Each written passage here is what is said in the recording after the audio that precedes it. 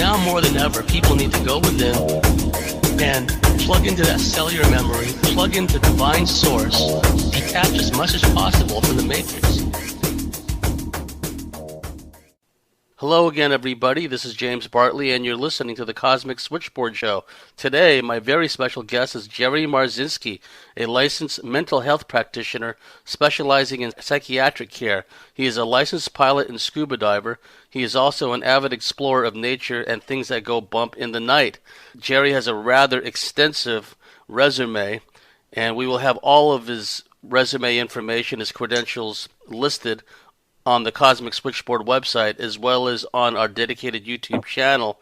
And we will also have Jerry's dedicated YouTube channel and his Facebook page also listed on YouTube and our website. So we've got a lot of information to go through.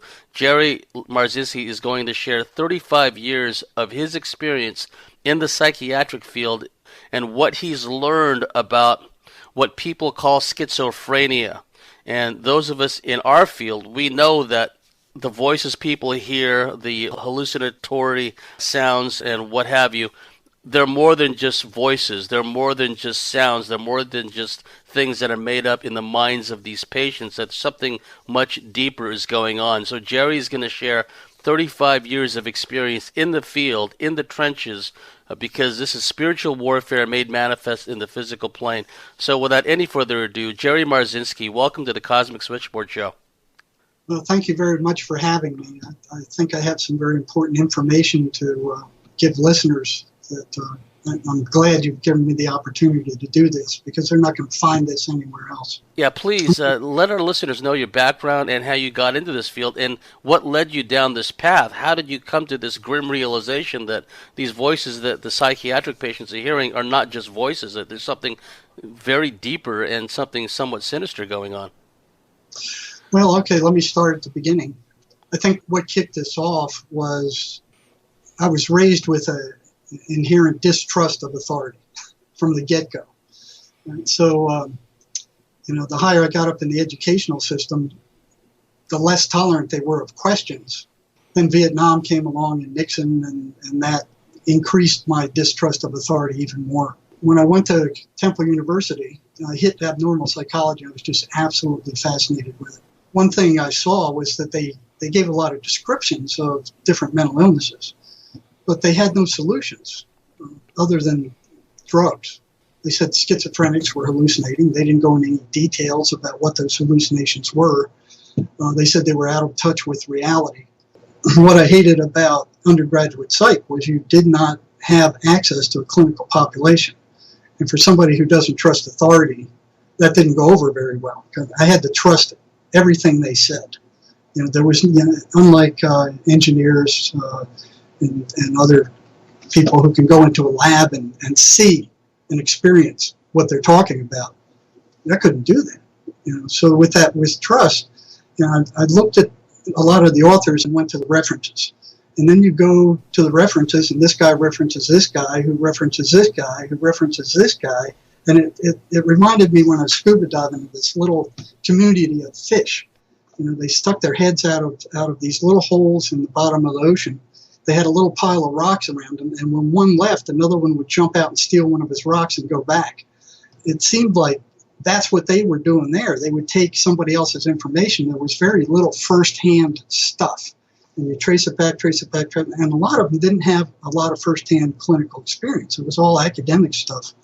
So, there wasn't any hard science. Then one day we were assigned a reading assignment, and it was a psychologist who wrote this, and it stuck in my mind because it said 2 delusional patients with the same delusion who meet each other, one of them would have to give up their delusion and take on another one.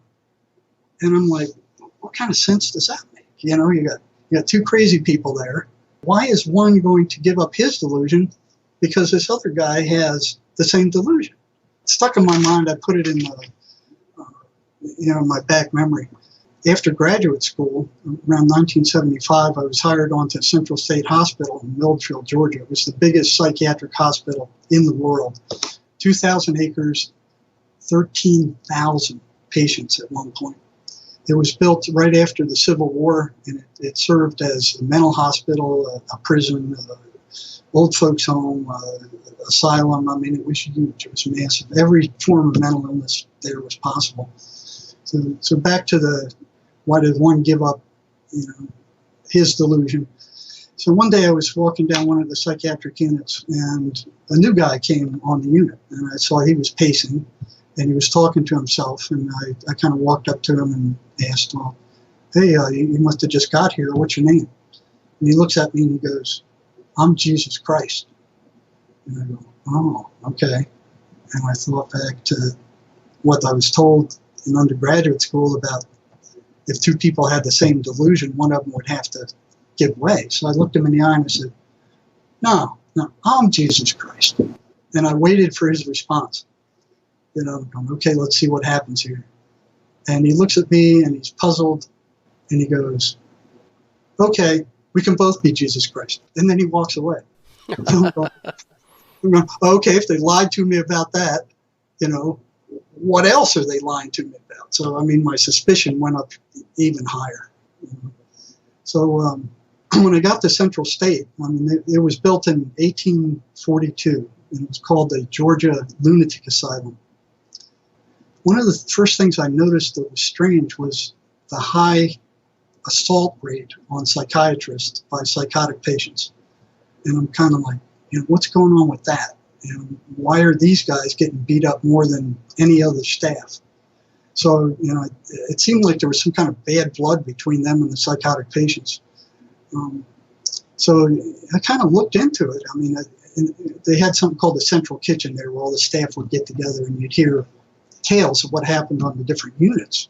And there was always some psychiatrist that was getting beat up. So I looked into it, and the research showed that for custodial staff, these are staff that are around psychiatric patients 24 hours a day, all the time, and many more of them than there are psychiatrists.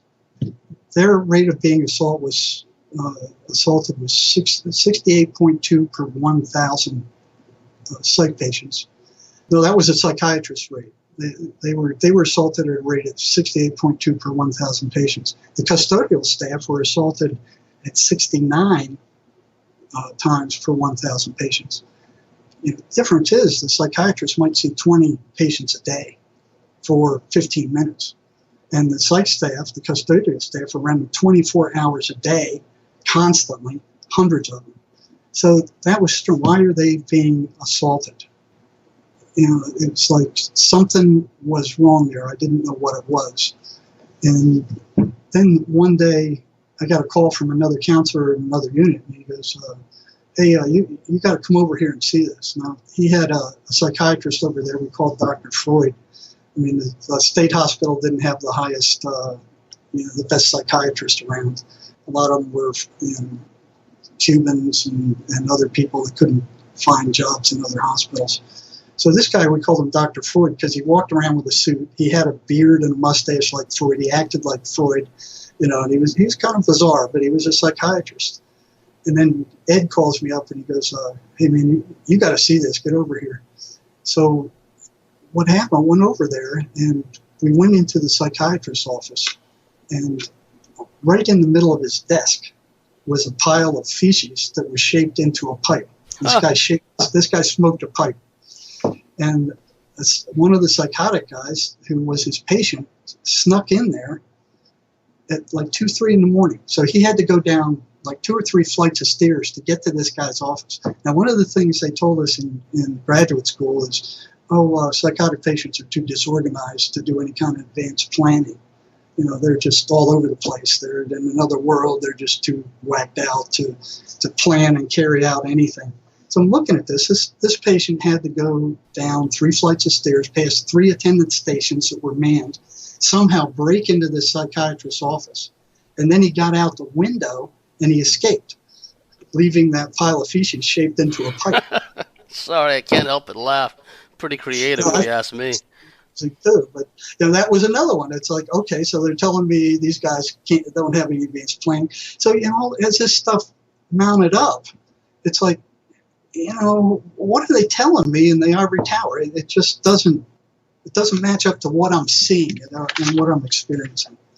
The next thing I noticed that was pretty bizarre was the psychotics, the schizophrenics, kept going off their medications. It was the only thing that was keeping them sane. It was the only bridge to sanity they had. And they kept going off at a higher rate than almost any of the others except for the bipolars. And the bipolars, they like that manic high they got off of going off of their meds. So it was like, why are these guys choosing to go insane? Going off their meds, and it's not like they did it once or twice. I mean, it would happen constantly. It was a major problem. They were going off their meds all over the hospital. And, it's like, why? And none of the staff seemed concerned about it. So I started asking them, what's going on? Why are they choosing to go psychotic? Why are they not taking their medications? And I remember some of the answers. It was like, oh, that's just a symptom of their illness. Yeah, okay. And the most reasonable one I got from the psych nurse was, well, they don't like the side effects. That made sense. The side effects aren't great. They're pretty bad. Impotence, you feel like crap. You feel drugged up.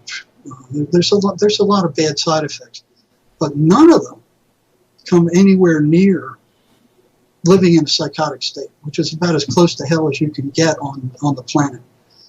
So it made no sense why they were doing this. And in a psychotic state, there's nightmares, and voices are telling you to kill yourself. They're telling you you're ugly, you're stupid, everybody's against you, kill yourself. I mean, it's horrible. It's just horrible. They're paranoid. I mean, there's nothing worse other than war that I could think of. Psychosis is awful. So I ran into a dead end with staff. And I didn't get any reasonable answers about why that was happening other than side effects. So I began asking patients, and they said the same thing. We hate the side effects.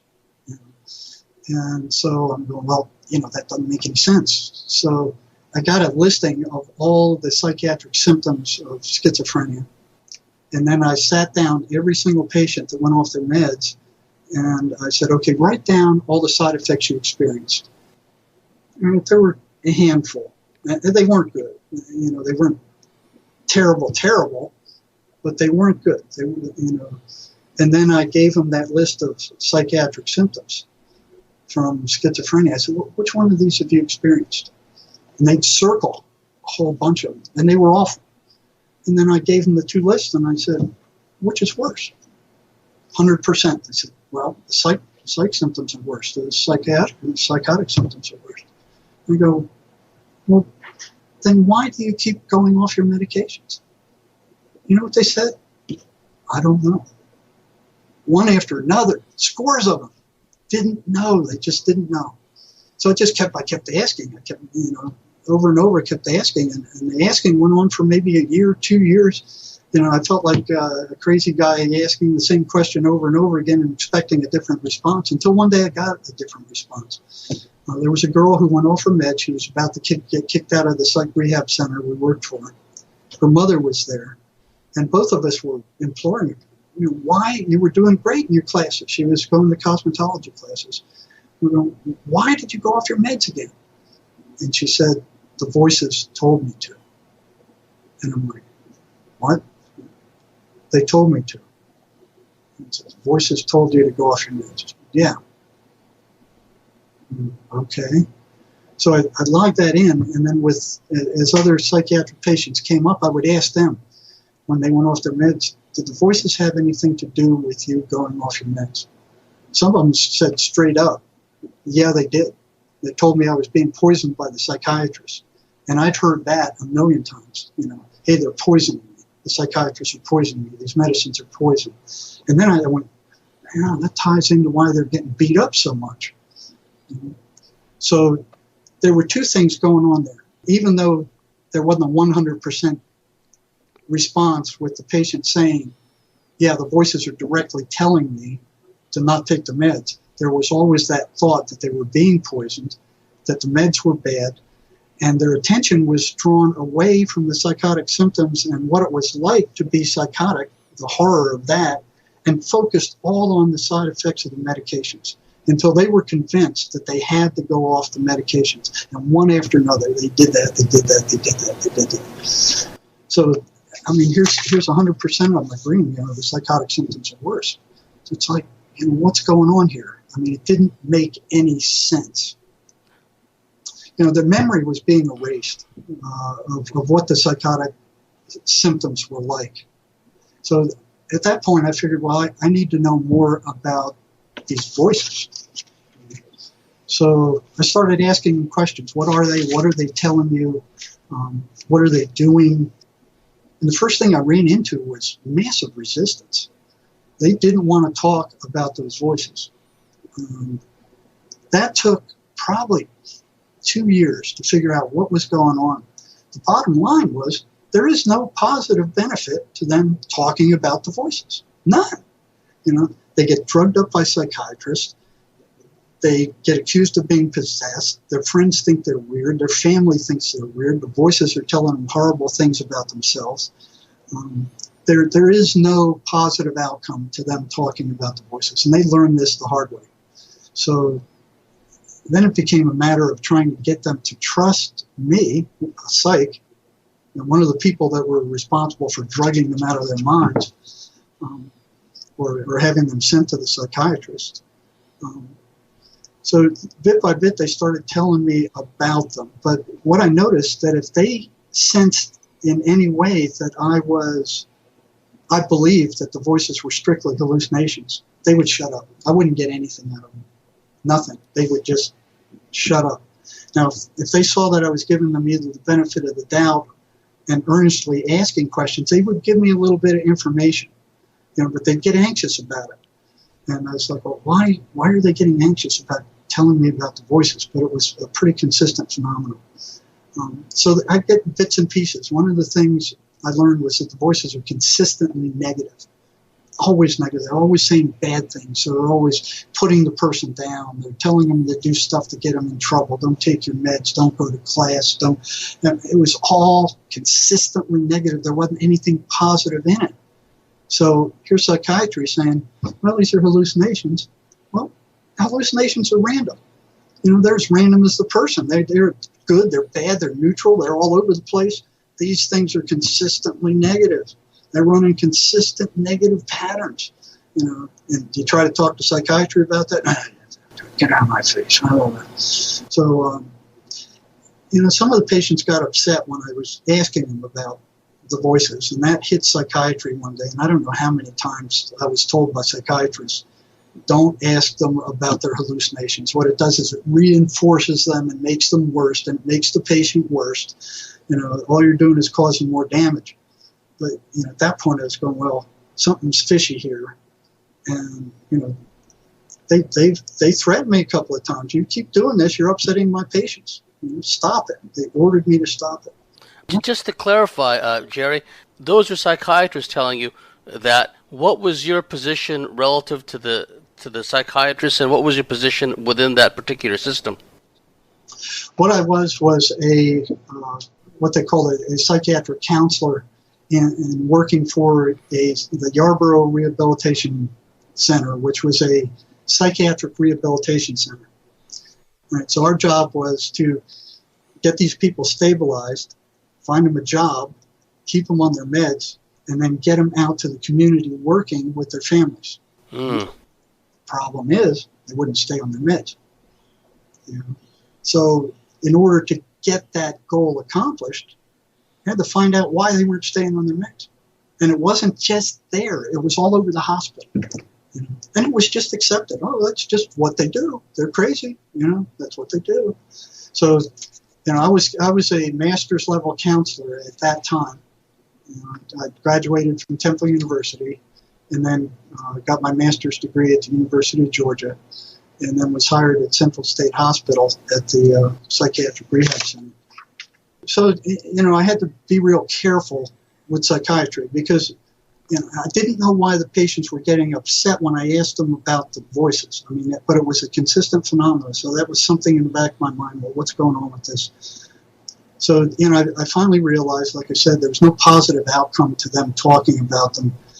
If they say, hey, the voices are telling me to kill myself. See, that's another thing with psychiatry. They say, oh, yeah, these are hallucinations. They're just meaningless hallucinations. But if they found out that the voices were telling the patient that they were to kill themselves, they jumped like somebody poked them with a hot poker. They jammed, put them on suicide watch, filled them full of drugs. All of a sudden they became very real. I'm like, oh, okay. On one hand, they're hallucination. On the other hand, these guys are treating them like they're, deadly, and they are deadly. And so here's a schizophrenic thing I'm watching going on with psychiatry. So slowly, bit by bit, I got little pieces of information about the voices. And each time I got one, if I gave it to a new patient and they saw that I understood, they were more willing to give me more information. So the more information I had, the easier it was to draw them out. So I was collecting little by little, time after time. I was being yelled at by psychiatry. You're upsetting our patients. Stop asking them questions about the voices you're doing. Couldn't you making them worse? And then one day I noticed another strange thing is on the ward they had church services where they had ice cream socials. They go to church and they go to the ice cream social. They get ice cream, they get cake, stuff they didn't get in the state hospital often. So that was like, for any of them that were half sane, they loved that. They wanted to go there. They'd go to church even if they didn't like it, just to get the ice cream and stuff. But I noticed all the schizophrenics stayed behind. They stayed on the dingy wards. And I'm like, what's with that? And so I started asking questions about that. And they said, well, when I go to church, the voices get louder. I'm like, what? Yeah, they get louder. And what do they tell you? Well, they say this is full of crap. This is garbage. Stay out. Don't go to church. It's, one of them I remember saying the voices told him Jesus Christ couldn't even save himself. What makes you think he's going to save you? And I'm like, the voices are telling him that? That's a coherent statement. It's not some jumbled kind of like a fusion of misdirected thoughts. No, not at all. So, and that was consistent. So as I asked more questions, I asked scores of patients after that, what happens when you go to church? What happens when you read the Bible? Because some of them intuitively knew that if they read the Bible, these things got upset. I didn't know that. They told me that. And they said, well, I tried to read the Bible. The voices get all upset. They say it's a bunch of garbage. And then they say, and this was fairly consistent too, if the patient would refuse to stop reading the Bible, the voices would tell them, okay, well, then you've got to read it from cover to cover. And they went, oh, okay, we'll compromise with the voice. Well, I'll start reading into the beginning. So they get to the point where this guy begat that guy, begat that guy, begat that guy, and that goes on for like 30 pages or what, I don't know what section of it is. And then the voices come back and go, see, it's a bunch of crap. Why are you reading this? And the patient goes, well, yeah, it's a bunch of crap. I don't know why I'm reading this. Put it away. So I went, wow, that's interesting. So that effectively stopped them from reading the Bible. And then with church, I'd ask them, what happens when you go to church? There were three categories, depending on how strong their voices were. If the voices weren't very strong, they'd tell them, don't go, and give them all kinds of stuff. You're wasting your time, don't go. Once they got into the church, the voices shut up if they weren't very strong. There were those that were so strong that when the patient got into the church, they panicked. They actually jumped up and ran out of the church for no apparent reason. Then there was those with the moderate strength voices who would sit there and they'd try to listen, but the voices would be screaming so loud they couldn't concentrate or hear anything that the preacher was saying. And I'm like, the hallucination is doing this? And it was consistent. So here's another consistency. Why is a hallucination telling these people not to read the Bible, not to go to church? As a matter of fact, they couldn't read anything positive, spiritual, without the voices acting up. And I'm like, well, that's odd. That's a hallucination. That doesn't make any sense. So then the next thing I noticed was that a lot of the schizophrenic patients had books that they were reading. They weren't the Bible. What they were murder mysteries and horror stories. Oh. To their counter. And I'm like, and a lot of them had it. But, I'm like, as I walked through the rooms, I'm like, what are you reading that for? it's horrible stuff. It was consistent. And they were able to sit down and they were able to repeat, big sections of what those horror stories were. And I found that odd. So, they try to read the Bible. They can't remember anything of what they read, but yet they read horror stories and they can remember pages. And so I started experimenting with that. And I got a paragraph from a positive spiritual book, and I got a paragraph from one of their horror stories. And I said, okay, read this one and write down everything you remember. Okay, now read this section of the Bible or some other spiritual thing and write down everything. They remembered everything about the horror story. They didn't remember anything about the spiritual stuff. I'm like, okay, what's with that? That's odd. So it was consistent also. By the time I left Central State, I was I'd been warned several times not to be asking patients about their voices. And Central State was Proposition 13 hit, and they were closing down the hospital. It's the biggest psychiatric hospital in the world. They're closing it down. So I applied to a PhD program and got accepted into one of the best in the country, and left Central State for 2 years in a PhD program. And I was so disillusioned I couldn't tell you. One of the first things I saw was the head of the department got us all together and was teaching us how to lie with statistics. And I'm looking at what he was doing was describing the last 5% of a population as if it were a separate population that didn't belong to the entire normal curve.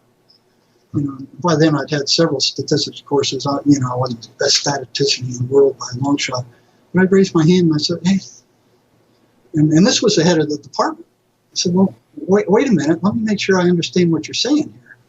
And I said, you're describing this 5% segment as if it's a separate population, not belonging to the entire population. And he goes, that's exactly right.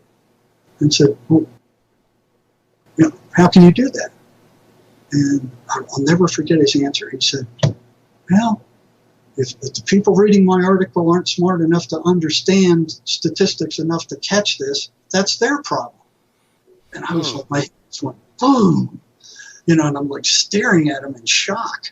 And I look around at all the other students in the room, and they're like, oh, okay, so that's how the game's played. And there was one guy, Tom, I looked at him, and he just kind of looked at me and like shook his head and then looked straight ahead before we got caught, So it was like, what is going on here? So that was the first thing that blew my mind. And there was another one where I was working as a teaching assistant with master's level students and running groups with them. And it was a winter night. It was in Iowa, and it was just freezing cold. And there was a snowstorm, so I went to work anyway, and running the group. It was going pretty well. And then the professor who hired me comes in and he goes, I want to sit in one of your groups. Okay, going good. Come on in. And a student asked me a question that I didn't know the answer to. So I was honest. I said, I don't know. I don't know what to tell you. I don't know. So after group, he shuffled everybody out. And he goes, I want to see you. Come in my office. Come on, I want to see you. And I sat down and he goes, don't you ever tell a student you don't know something. Don't you ever do that again. And I'm like, what? Well, wait a minute. I didn't know the answer to his question. Don't you ever tell them that. And I'm like, well, what am I supposed to do? Well, tell them you'll find out and then come back with something. Wow, what's going on here? And then another thing with publishing. I mean, there was one thing where, they wanted us to do a research article and publish anything. It didn't matter what it was. So, I mean, it was thing after thing after thing like this. And slowly I felt like I was being brainwashed. It was like, wait a minute, they're telling me how to think. They're telling me how to act. I mean, it was like, I got to the point where I got so depressed, I said, I can't take this anymore. So I left there after 2 years with close to an A average. And it felt like, some kind of mental boot camp where they put you in this pressure cooker and they were turning up the heat to make you think the way they wanted you to think. and heaven forbid if you asked any questions or challenged them, which is something I always did, and I was always in trouble for it. So finally I went, I can't do this anymore. So I left there and moved to Tucson, where I worked for La Frontera Mental Health Center for 2 years. I taught abnormal psychology in the community college, and then a position opened up in the psychology prison of the state, or the psychology department of the state prison. So I interviewed for that. I knew some people out there, and I was hired into the psych department at the prison. And the prison at that point was starting to turn into the state hospital. So here they are closing state hospitals all across the nation. So those guys had, they couldn't work. They weren't taking their meds. They were out there committing crimes. That's the only thing they could do to stay alive. They were getting thrown in prison. So here you have psychotic guys being brutalized in prison. And when their term's up, then they release them still psychotic, but in a much more agitated state. I'm watching this go on. It's like, oh, Jesus. So, but one thing about prison was that, they weren't as sensitive as, the state hospital. The prisoners were always complaining about something. The staff thought all prisoners were liars. You couldn't trust them with anything, and they just became used to prisoners griping and moaning and complaining and lying about stuff. So when I started asking prisoners about their voices, even though they got a little bit upset, that was kind of like, a little blip in the background noise. It wasn't like working for the mental health center or the state hospital where, if they noticed the patient got upset, everybody in there was upset. So I could get away with asking questions. But the difficult part was gaining their trust. So they didn't trust staff, and especially they didn't trust psych. And what I would choose would be patients who were willing to talk to me about their voices. So the ones who were willing to tell me what their voices were saying were the ones that I spent the most time with. I had there's other duties I had to carry out, but I had pretty much freedom to work with who I wanted. And I ran into this one patient early. We call him inmate Garland. He was a stockbroker in New York, and he was rich. He had a mansion. He had lots of money. He was married, but he kept using cocaine, massive amounts of cocaine, until he started hearing voices. He lost his job. His marriage was on the rocks, and the voices hated his wife. And so here he's telling me this, and I'm like, didn't your wife ever find out you were hearing voices? And he goes, no, I hid it. He hid it from his wife for years. And he said, sometimes she caught me in the garage talking to myself, but I just told her I was talking to myself. So she never knew. So at one point, she said, well, I've had it, I'm divorcing you. And he was kind of like relieved. And when she saw that, she was furious. So she just took him to the cleaners. He ended up on the street, psychotic, eating out of garbage cans. And he preferred that. That's what he liked. He was living in Central Park in some hole somewhere. He knew the restaurants to go eat out of the garbage cans. And he liked that. It's like, oh, wow. I said, are you wanting to get rid of these voices? And he goes, well, yeah, I think so. So after about 6 months, one day I was telling him to do the opposite what the voices were telling him. Move on a spiritual path. Don't listen, what they're telling you is a bunch of crap. And encouraging him to move in a more positive direction and disregard what they're saying.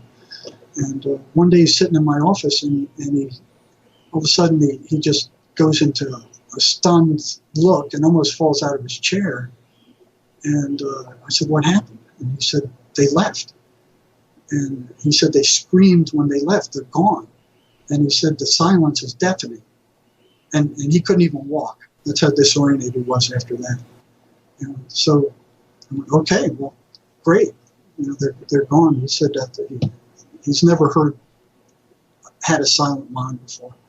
So I figured, okay, this guy's cured. So he was working in the auto section where he was taking calls for the State Department of Transportation. And I lost track of him.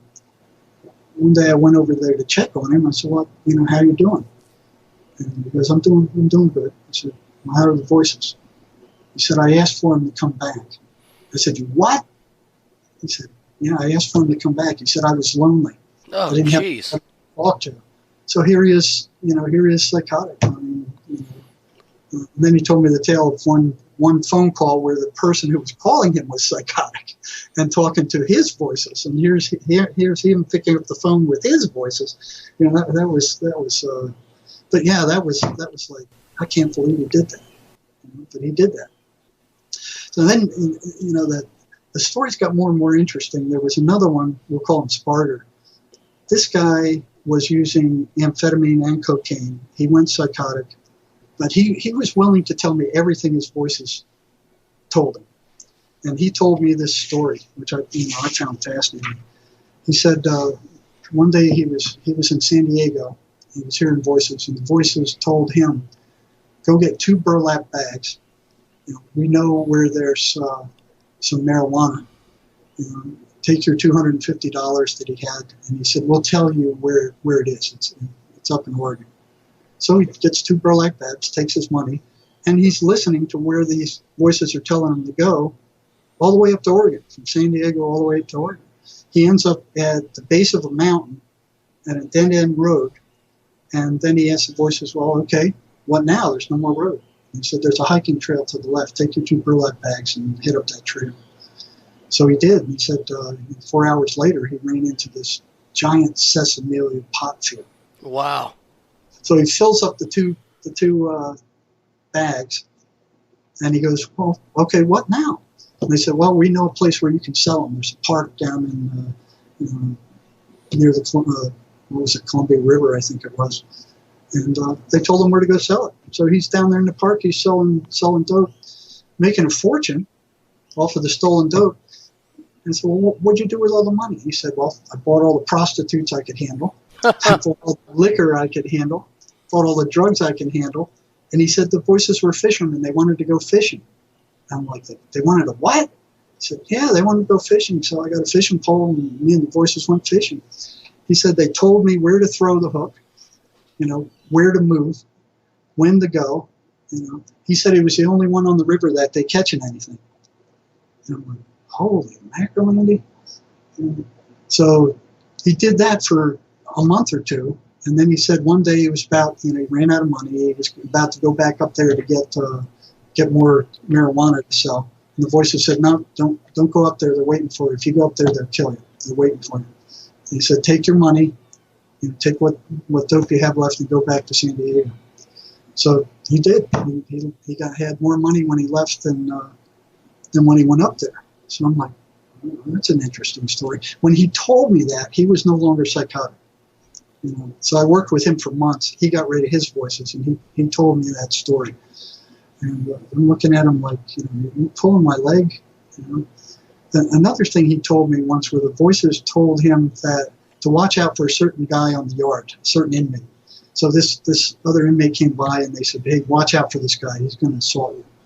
So, this guy took a look at him, and then remembered that. He was in the bathroom one day, and he just took a shower, and he was combing his hair back. His hair was soaking wet. So he was flipping it back, and this guy that the voices told him about walked through the door right in back of him just as he flipped that water and hit the guy in the face with it, and the guy attacked him. So these things know ahead of time, or were they in control of this other guy? What was going on here? But it happened.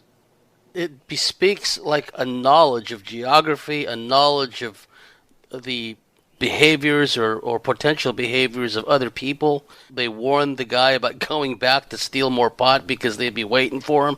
So, and it opens up a whole can of worms, because it begs the question, well, what about all these spirit guides, and what about these new agers, and they're getting all this insight about doing this, that, or the other from their guides? It's like, ultimately, where is the source of some of this? Where is it coming from? That's the $64,000 question. So where do thoughts come from? And I asked that to the head of the PhD department one day. He brought us into another lecture, and after he got done talking, he said, "Does anybody have any questions?" And I raised my hand, and I looked at him. I said, "Where do thoughts come from?" That's the thing I wanted to get out of that program. And he looked at me like I fell out of a spaceship. It was like I asked him, "Where does a candle go when you blow it out?" And he's up there, and asking a professor a question that stuns him and he can't answer. I was on his shit list immediately. So he said, "Come on, come up after group and we'll talk." So went to walk up there and he bolted out of the room. And I went, "Uh-oh, here I go again." Yeah, they know stuff. There was another one. I could go on with stories. They knew stuff that they shouldn't have known. Yeah, please continue. There was one where a psychotic inmate was telling me that the voices would tell him which houses to hit and when and about where the loot was. Not exactly, but the general area. And he was telling me all the money he made robbing people and how long he got away with it. And he got away with it for years. And I looked at him and said, "Well, okay, if they were so good about telling you these things, what are you doing here in prison?" And he said, "Well, I got greedy one day and I didn't listen to him. I went and I hit a house that they told me not to, and I got caught." And one of the stories he told me was when he broke into a house, the voices said, "Okay, go in this house." The people were in there. It was at night. There was a man and his wife in there. He crawled in the window. They told him about where the jewelry was, and he found it. And then they told him, "Hey, the man's up, get out of the house." So he jumps out the window, and he starts running down an alley. And the voices said, "No, don't go down there. The cops are coming up that alley." He said, "Go in this trash bin here and hide in the trash bin and wait till, just wait." So he did that, and he's in the trash bin, and this cop walks by with a flashlight right next to the trash bin. And as soon as he passes, the voices go, "Okay, now get out and run. Go this other way." And he goes, "Well, they just passed. They're just, they're 10, 15 feet away." And they said, "No, go run. Go now." So he does. He gets out, closes the lid quietly, and he runs, gets back to his apartment. But he left the loot in the garbage can. So they're congratulating him. "Ah, good job. You did a great job." "Well, I didn't do too great a job. I left all the jewelry in the trash can." They said, "Well, you can go back and get it in the morning." I'm like, whoa. So, yeah, that was another one. Another one is them telling, especially with amphetamine addicts, they will tell the amphetamine addict where to be, when to be there, when they're out of drugs, and some stranger will walk up with more amphetamine. Yes, there's a hive consciousness at work where it seems that these spirits, these interdimensional entities, call them what you will, seem to be able to plug into the minds and the information field of all these other people who are similarly under their malign influence. And they seemingly have this ability to move people around almost on a cosmic chessboard, Jerry.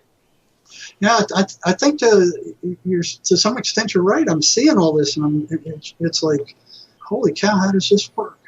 There was story after story of what these things were telling these inmates to do. And then one day I noticed another strange thing in the prison is after the voices attacked these people, they didn't have any energy. So after the voices came screaming and they left, these guys were drained. And for years, I thought that was due to the anxiety, because they don't say anything good. You're no good. You're rotten. You're worthless. You kill yourself. Nothing good. It's, just they generate as much fear and anxiety as they possibly can. So I was thinking, well, maybe that's why these guys are drained, because of the anxiety. And I always got assigned to the toughest units out in prison. The high security. And then one day they assigned me to the jail for the prison, which is the jail for the worst of everybody in the prison was there. One day, this was interesting. One day I get two, they call them inmate kites, inmate letters. One came in the jail.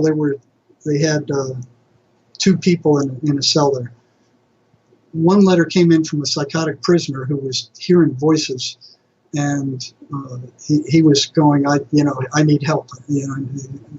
I can't do this anymore.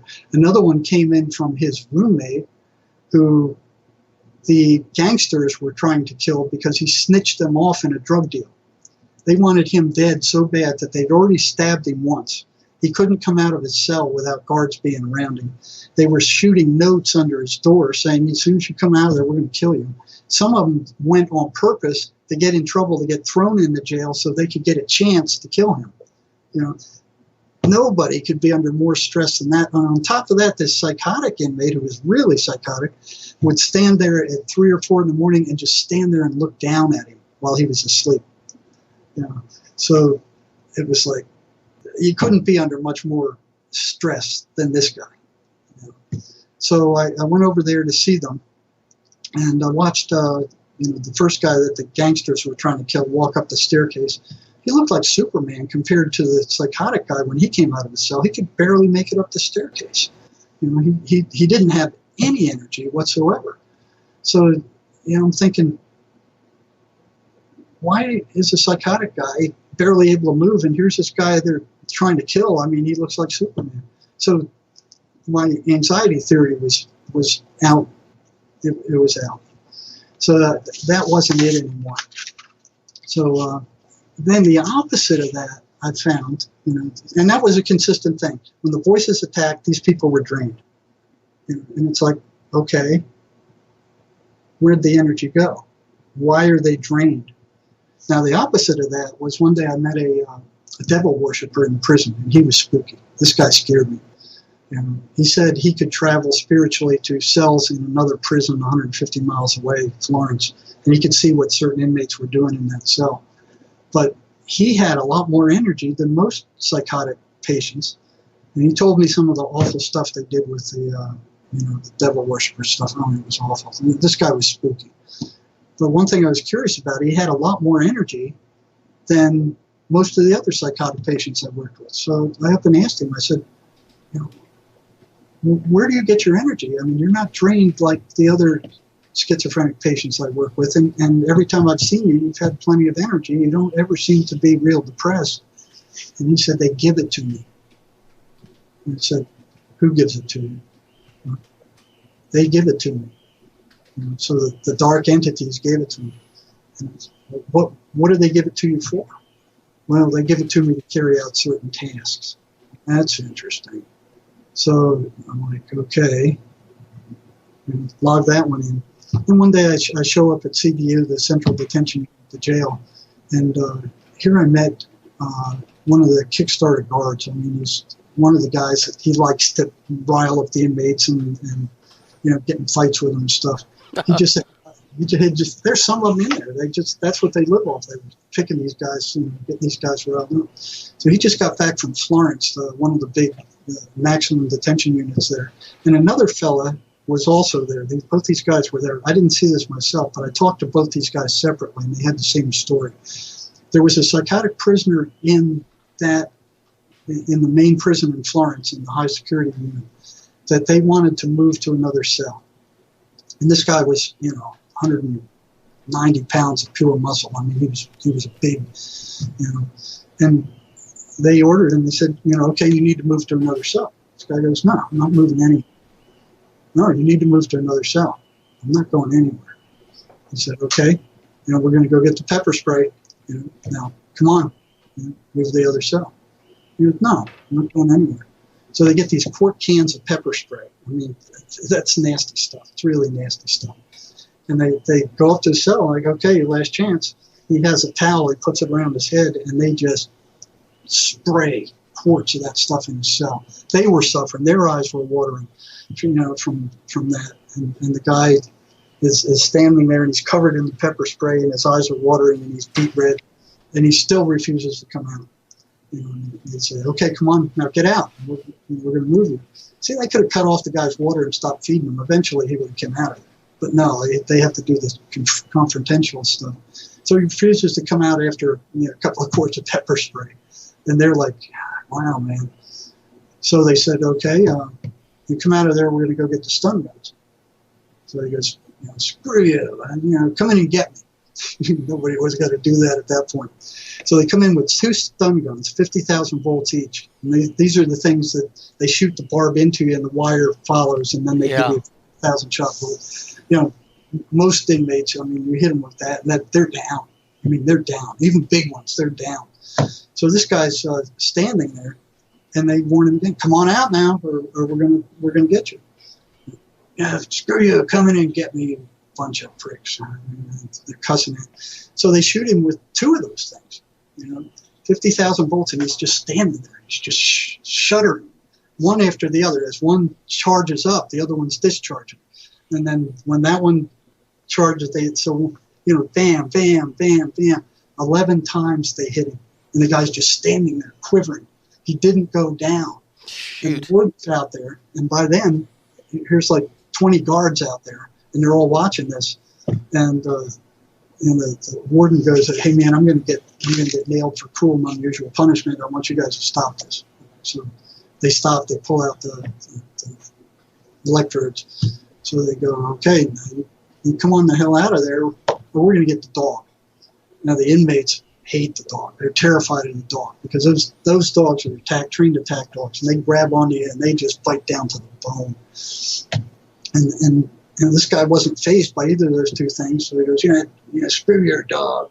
So they got the dog handler, the dog, and then they open the cell wide enough for the dog to go in, and the dog leaps on this guy who's sitting on his bed, and he throws up his arm in front of him like this, and the dog clamps onto his arm, bites down to the bone, and blood is gushing out of his arm.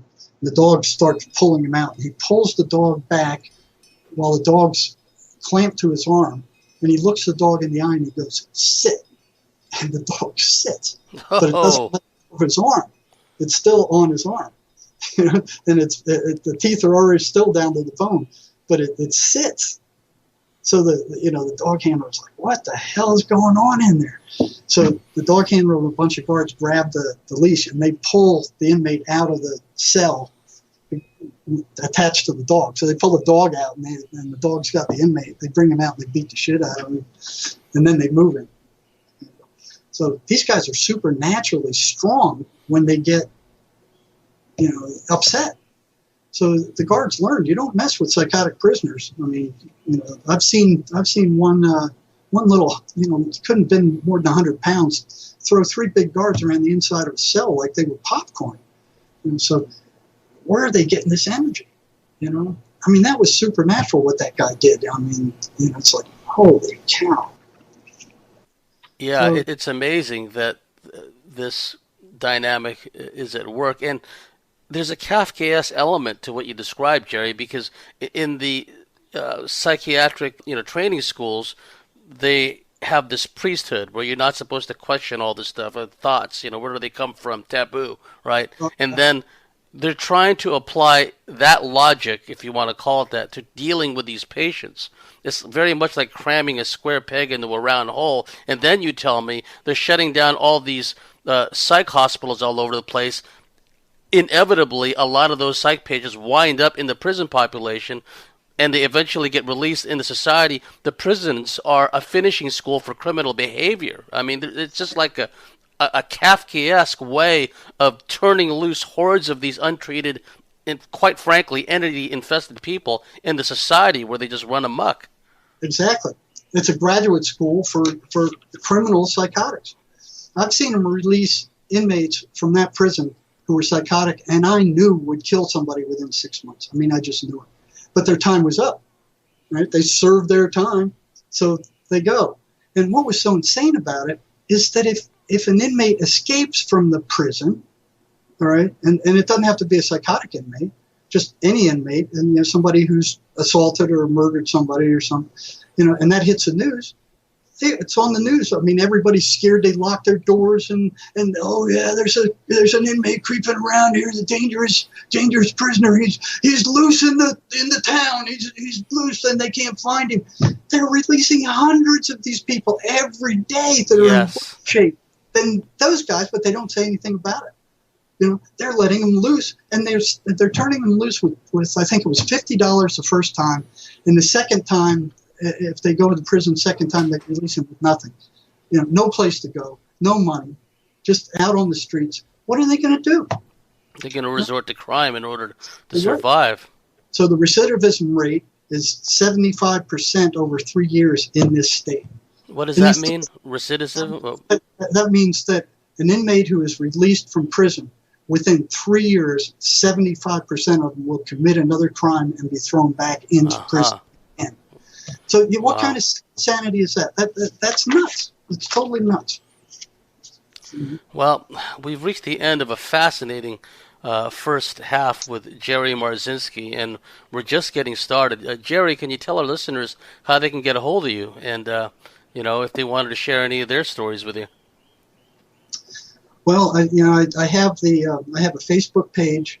I have the YouTube channel. I've got email, but I'm hesitant to give that out. Yeah, I understand. So what we'll do is we'll put Jerry's Facebook information as well as his YouTube channel up on our dedicated website as well as our dedicated YouTube channel. We're just getting started, folks. You've been listening to the Cosmic Switchboard Show with our very special guest, Jerry Marzinsky. If you like what we do, if you believe in what we do, please go to thecosmicswitchboard.com, sign up, and become a member, and we'll see you at the top of the next hour.